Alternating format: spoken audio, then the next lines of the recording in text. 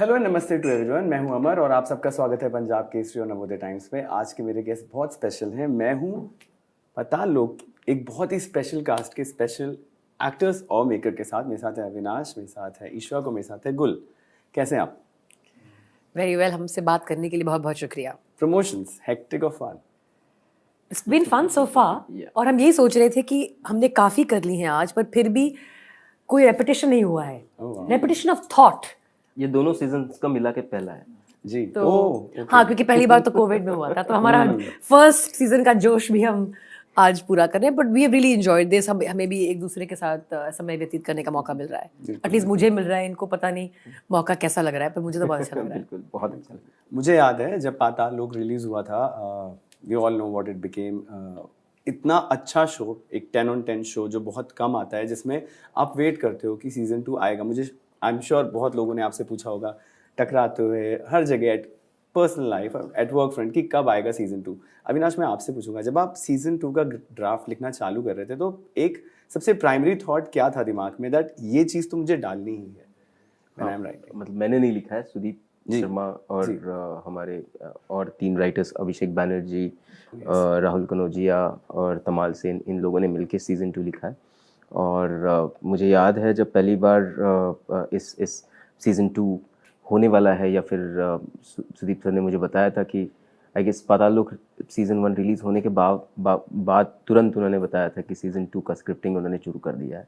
तो end of 2020 हमारा पहला नरेशन हुआ था जी। और उन्होंने फिर नागालैंड का जिक्र किया था और वो सारी बातें, तो बहुत एक्साइटिंग लगा था। लेकिन इतना वक्त इस प्रोसेस में लग जाएगा ये तब पता नहीं था। और आज जब 4 साल के बाद मैं यहाँ पे बैठा हूँ, तो ये और एक चीज़ है कि एक कुछ अच्छी चीज़ कुछ बनने के लिए ना वक्त तो लगता है। गुड थिंग्स और yes they take time, and everything whatever happened and whatever process, how far, like difficult, easy, exciting, energetic, dull at moments, whatever it was, it's all beautiful and worthwhile.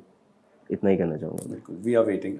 बहुत सारे जैसे मेरे जैसे audience के section के लोग होते हैं, हम वेट करते हैं क्योंकि हमें पता है कि टाइम लग रहा है, मतलब कुछ अच्छा बन रहा है। बट एक और सेक्शन ऑफ ऑडियंस होती है जो थोड़ी नैगिंग होती है, जो कंप्लेन करते हैं कि अरे बहुत टाइम लग गया, 4 साल लग गए, तो उनको कॉर्नर कर देते हैं।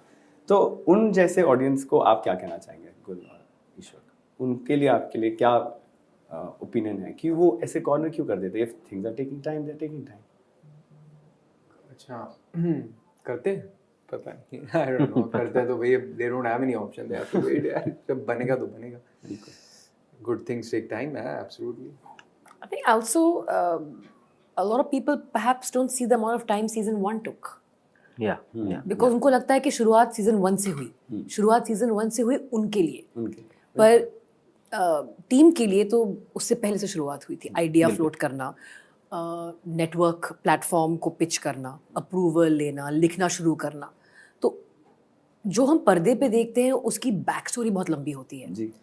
तो सेकंड सीजन पे अनड्यू प्रेशर इसलिए भी होता है क्योंकि उनके पास फर्स्ट सीजन से पहले का कोई फ्रेम ऑफ रेफरेंस नहीं होता। बिल्कुल, इट्स अ क्लीन स्लेट। बिल्कुल, बिल्कुल। And season 2 you like expectations, अभी चाहिए, अभी चाहिए, अभी चाहिए, demand, which is a problem with a lot of successful shows.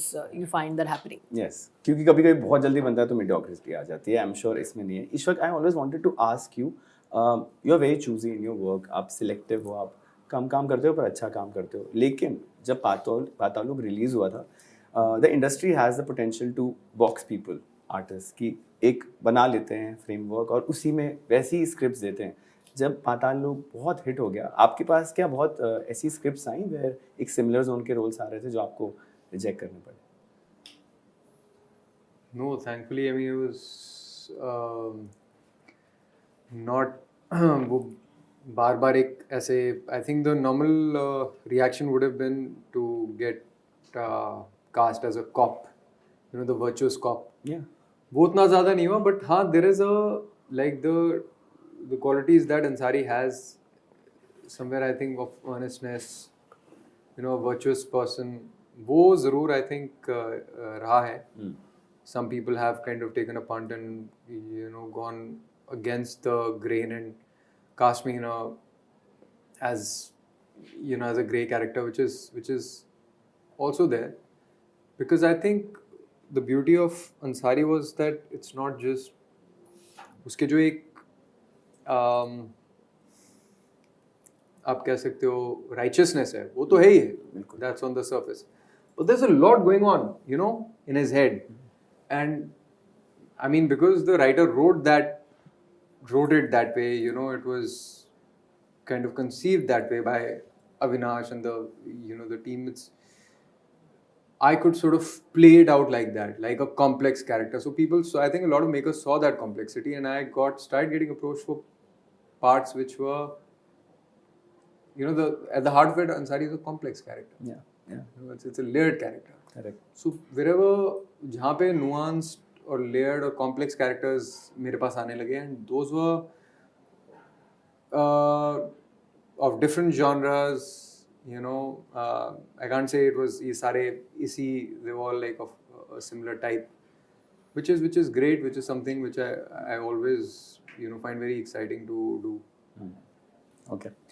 Gul, similar question to you. आपको कभी ऐसा लगा कि एक particular kind of script है जो आपके पास बार-बार आती है, जो आप reject करते हो? Because after Paatolok, you, I think, broke that mold, क्योंकि it was very refreshing to see you playing Renu. She was very headstrong. She was a homemaker, but she had her own voice. I think refreshing is the right word, because I did play a character like this about 10-15 years before that in a film called Manorama 6 Feet Under.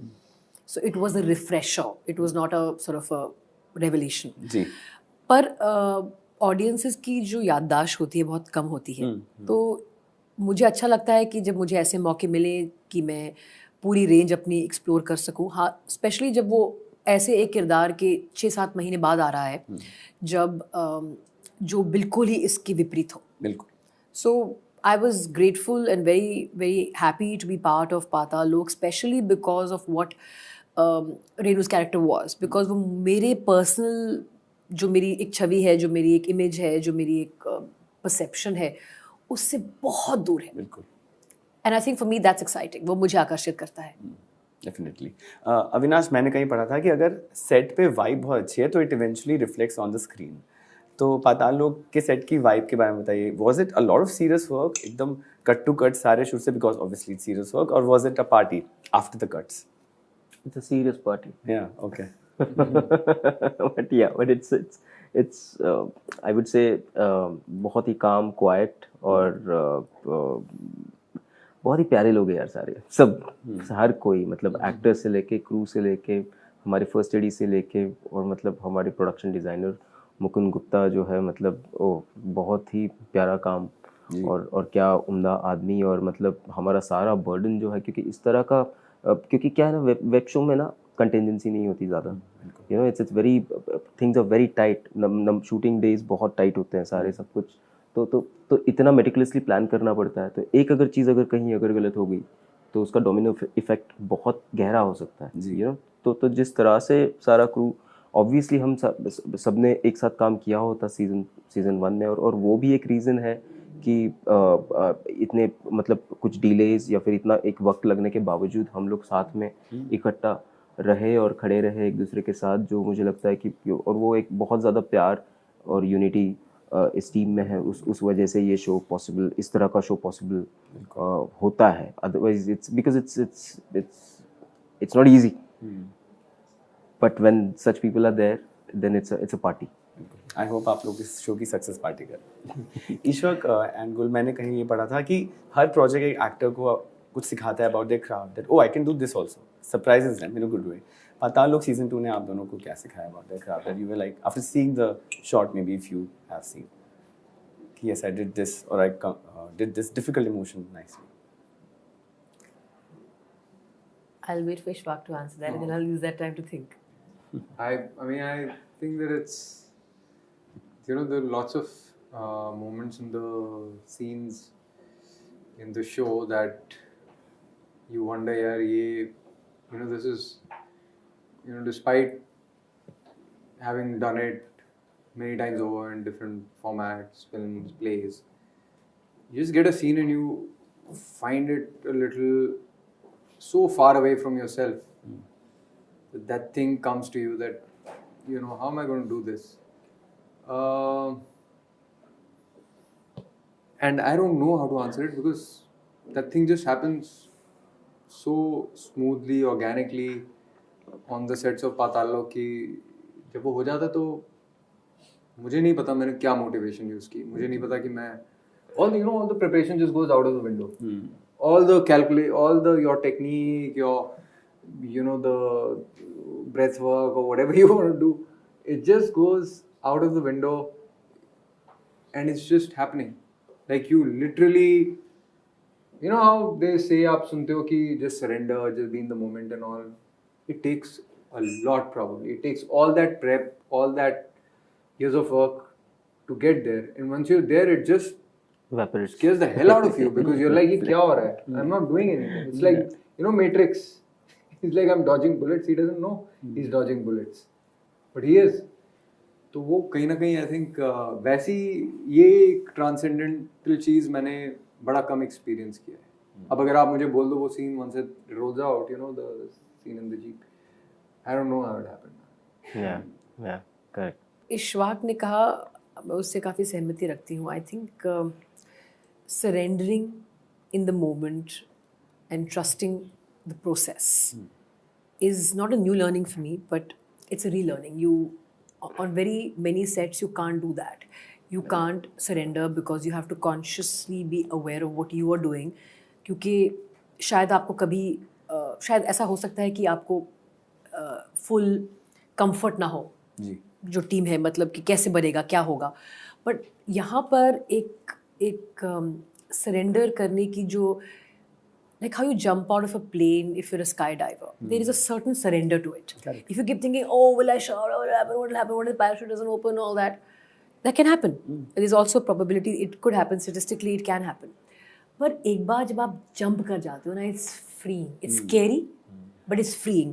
And there could be scenes जो बहुत paper पे जब आप पढ़ो आपको लगे इतना कुछ कैसे कर रही है, वो ये भी कर रही है, ये भी कर रही है, बात भी कर रही है, खाना भी बना रही है, ये भी कर रही है, and yet make it look smooth and natural, not make it look contrived कि सेटिंग की है.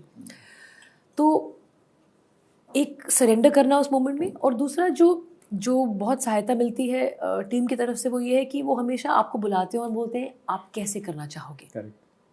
Then you give your input and then the scene is blocked. It's not like one of those sets the cameras are already fixed. Okay, camera लग चुका है, अब आप यहाँ से ऐसे करो.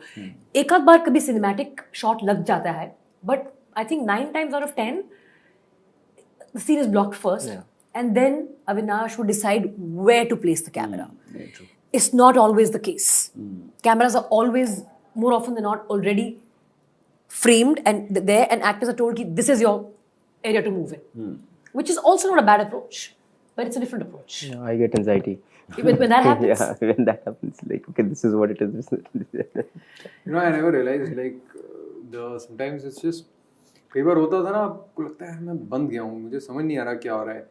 Why is it not happening? Why is it? And it's just about one little placement because you are boxed in, literally. And you break that, you just tell the guys, instead of like getting bogged down by the moment and saying something's wrong with you, just take in from an objective lens, zoom out and see something's not right. My position vis-a-vis the co-actor, it's something, the lines that I'm saying, or is it, there's something. And with that tweak, you can just kind of open that up, break that restriction and sort of come out of it. Like you have to forget where the cameras are placed and everything. While remembering and making sure you hit your mark. Yeah. So, yeah. We hope and wish that Paatal Lok season 2 becomes bigger than Paatal Lok season 1. बहुत अच्छा show निकल के आए और जैसे ही आएगा we'll tell you how it was. Thank you. Thank you. Thank you. Thank you. Thank you.